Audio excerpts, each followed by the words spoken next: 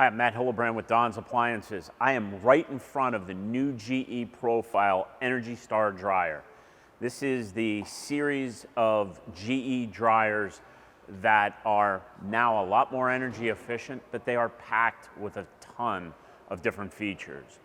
One big thing though that you have to really keep in mind with any of the new Energy Star dryers, they operate totally different than what our old dryers would really traditionally operate.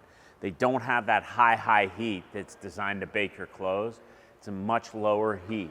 And what you're gonna find when you use this dryer, sensor cycle, jeans, mixed load, normal, bulky, this little feature right here, Eco Dry, will illuminate.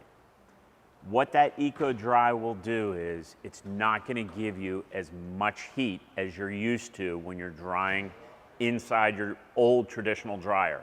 So if you get this dryer, any of the new Profile dryers with the Eco Dry option that's Energy Star, you may find that clothes aren't coming out dry.